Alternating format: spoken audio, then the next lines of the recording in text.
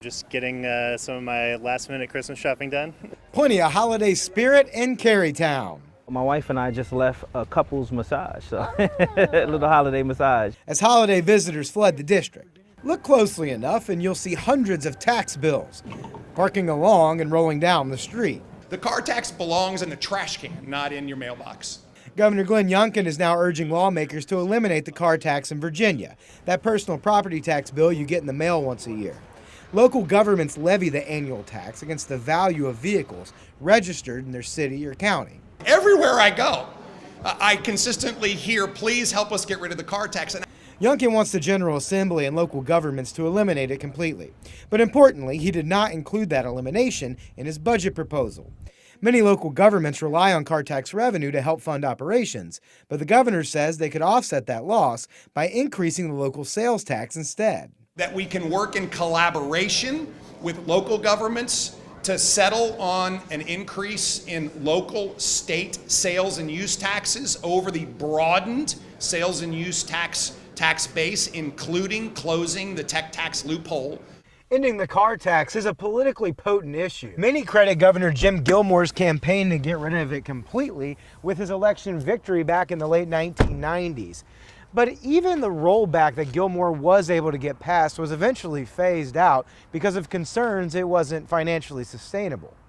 He was elected governor on the pledge of no car tax. So that's very, very different than what we had right now.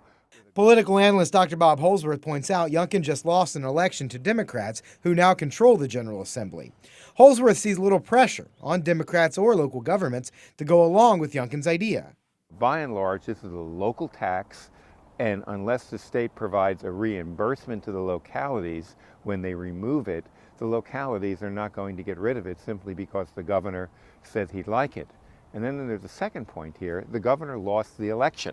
When we have customers who purchase a vehicle, you automatically pay tax initially. So it is very annoying, especially when you have multiple vehicles, to have to pay property tax every single year.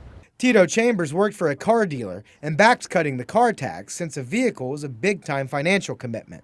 You're going to have to pay that tax every year, but you know your tires are going to go, you're going to have to get an oil change, you may have to get a new alternator, so it can be very costly to own a vehicle. And inflation doesn't help.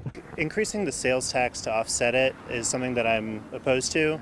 For Daniel McPhee, the car tax helps serve as a deterrent to ownership. He'd like to see governments invest in public transit and walkability. I think most taxes are generally unpopular, but I think that cars are a luxury good, and I think that they should be treated that way. And I think that there's a lot of unlearning to do around cars and around car ownership.